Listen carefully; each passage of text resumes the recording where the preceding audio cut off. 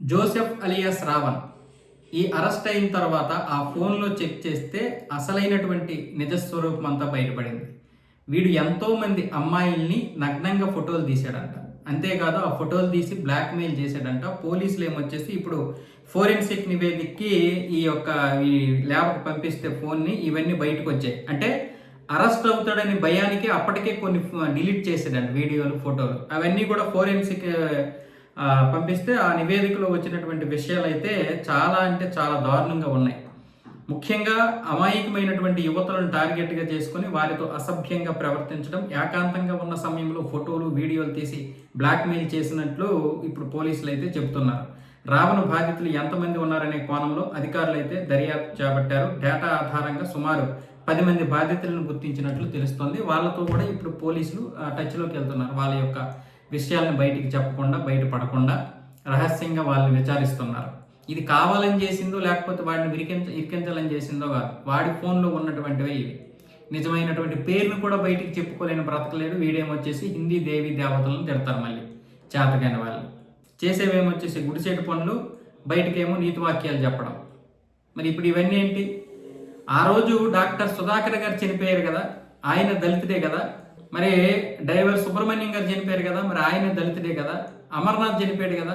మరి ఇంతమంది దళితులు చనిపోతుంటే మరి మీరేం చేశారా? దళితుల కోసం మీరేం చేశారు? అంటే ఆ రోజు వైసీపీ ప్రభుత్వం ఉందనే. నిజంగా మనం దళితుల కోసమే చేయాలనుకుంటే దళితుల కోసమే చేయాలి. పార్టీ ఏదున్నా పర్వాలేదు. పార్టీ ఏది ఉంటే మీకెందుకు? దళితులకి అన్యాయం జరిగిందా వచ్చేయాలి అంతే. దళితులకి అన్యాయం జరగగానే మీరు వచ్చి మాట్లాడగలగాలి. మీరు అలా మాట్లాడలేదు. నీ నిజమైనటువంటి పేరుని ఇప్పటి వరకు చెప్పుకోలేకపోయావు. రావణని పెట్టుకున్నావు. రావణ కంటే శివభక్తుడు ఇంకొకడు ఉంటారా? ఆయన మనస్సు ఏదో తప్పుదారు పట్టింది. తర్వాత జరిగినటువంటి పరిణామాలు మనం చూసాం. కానీ నువ్వు హిందువు కాదు అని రావణ్ణి అనుకుంటున్నావు. నువ్వు కానీ, ప్రకాష్ రాజు కానీ, మరికొన్ని పందులు ఉన్నాయి, వీళ్ళందరూ అనుకుంటున్నారు. కానీ రావణుడి కంటే గొప్ప శివభక్తుడు ఇంకొకరు లేరు. రావణుడికి అలాంటి చావు శివుడు ఇచ్చాడు కాబట్టే సీతమ్మ వారిని ఎత్తుకెళ్ళడం, ఆ తర్వాత రాముల వారికి రావణుడికి జరిగినటువంటి యుద్ధం, ప్రతిదీ కూడా ప్రపంచ దేశాలకి లేదా మానవాళికి కావలసినటువంటి విధానమే హిందుత్వంలో ఉంటుంది. అది ద్రౌపది చీరలాగినా లేకపోతే ఇలా రావణుడు సీతమ్మ వారిని ఎత్తుకెళ్ళినా ప్రతి దానికి ఓ అర్థం, పరమార్థం ఉంటుంది. మీ యొక్క లుసుగులేవు మీరు చూసుకోండి. హిందీ దేవి దేవతల్ని మీరు తిట్టిన ఇష్టం వచ్చినట్లు తిరిగితే నీ గతి ఏమైంది? ఈరోజు ఎవడొచ్చాడు నీకోసం? ఈరోజు 4 రోజులు మహా అయితే మాట్లాడతారు. తర్వాత దీన్ని మీ వాళ్ళందరూ మర్చిపోతారు. ఎవడు అనుభవించాలి ఇప్పుడు ఆ శిక్షలన్నీ? నువ్వు అనుభవించాలి. మీరు జైలుకి వెళ్ళిన ప్రతి ఒక్కడు తోపు అనుకుంటారు మీరు. కానీ ఇతరులని కించపరిచి, ఇతరులని అవమానపరిచి మీరు జైలుకి వెళ్తే ఏంటి? ఇదేనా ప్రశ్నించడం అంటే?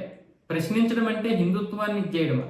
మీరు ఎక్కడ పుట్టారు? ఈ దేశంలో పుట్టారు. ఈ దేశం ఏంటి? సనాతనం. ఈ దేశం ఏంటి? సంస్కృతి సాంప్రదాయాలకి నిలయం. ఈ సంస్కృతి సాంప్రదాయాల్లో నువ్వు ఉండాలి. నువ్వు ఏ మతమైనా తీసుకో. నువ్వు సనాతన ధర్మం నుంచి అయితే బయటకు వెళ్ళలేవు. నువ్వు ఏ మతమైనా కావచ్చు. నువ్వు ఇస్లాం తీసుకో, లేకపోతే క్రిస్టియానిటీ తీసుకో, లేకపోతే ఇంకేదైనా తీసుకో. కానీ సనాతన ధర్మమే మనది. ధర్మాన్ని ఎవడో దాటి వెళ్ళలేడు. అది తెలుసుకోవాలి ఫస్ట్.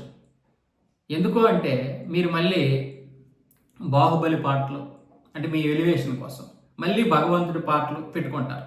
ఇప్పుడు క్రిస్టియానిటీలో వివాహాలు ఎలా చేస్తారు? చివరికి యేసు ప్రభువును కూడా హిందుత్వంలో కన్వర్ట్ చేశారు. ఒక విధంగా అది మంచిదే అనుకోండి. ఏమాత్రం దానికి ఎందుకు మీరు పేర్లు మార్చుకొని ఇలాంటి పనికిరాని ఇచ్చేయాలి? దేనికోసం మనం పోరాడుతున్నాం? నిజంగా దళితుల కోసమే పోరాడుతున్నామా? మాల మాదిగల యొక్క జీవితాలు బాగుపడాలని కోరుకుంటున్నామా? కాదు. ఆ కులాన్ని అడ్డు పెట్టుకొని మీరు పబ్బం గడుపుకుంటున్నారు. 70 సంవత్సరాలుగా రిజర్వేషన్లతో ఏ దళితుడు బాగుపడ్డాడు చెప్పండి? ఇలాంటి మీ నాయకులు తప్ప.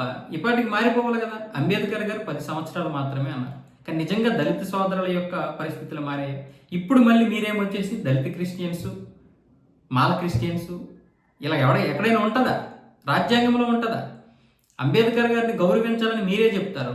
ఆయన మా దేవుడని మీరే అంటారు. ఆయన చెప్పినటువంటి ఏదైతే ఒక సిద్ధాంతం ఉందో, ఏదైతే ఆయన రాసినటువంటి రాజ్యాంగం ఉందో, మరి ఆ రాజ్యాంగాన్ని మీరు గౌరవించరు. రాజ్యాంగం ప్రకారం సర్టిఫికేట్ సి అంటే బీసీసీ తీసుకోరు. రాజ్యాంగం ప్రకారం నడుచుకోరు. రాజ్యాంగం ప్రకారం అసలు దళిత క్రిస్టియన్లు అనేదే లేదు. ఇప్పుడు నువ్వు తప్పుదోవ పట్టించావు నీ యొక్క సమాజాన్ని అంతటిని. వాళ్ళు కూడా నువ్వు హీరో అనుకున్నావు. చివరికి ఏమయ్యావు? జీరో అయ్యావు. ఏదో నువ్వు పెద్ద పోటుగాడు అనుకుంటున్నావు. అసలు ఇందులో పవన్ కళ్యాణ్ నిన్ను అరెస్ట్ చేశాడు అంటున్నావు. అసలు పవన్ కళ్యాణ్కి దీనికి సంబంధమే లేదు.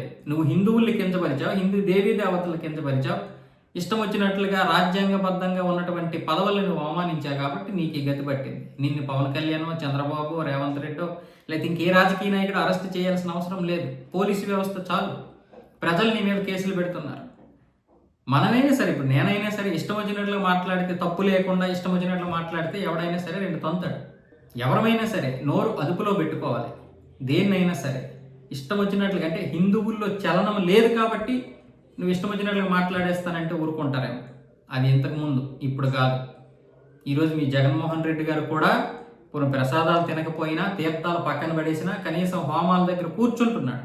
ఎందుకు? హిందువుల్లో చలనం వచ్చింది కాబట్టి. కానీ ఆ నటించడం మానేయాలి. ఇంకా నటిస్తున్నారు. ఎవరైనా సరే, ఏ పార్టీ వాళ్ళైనా దయచేసి మీకు ఇష్టం లేకపోతే ఏ హోమాల దగ్గర కూర్చోకండి. ఓటు బ్యాంక్ రాజకీయాలు చేయకండి. మమ్మల్ని అవమానించకండి, మీరు అవమానానికి గురవ్వకండి.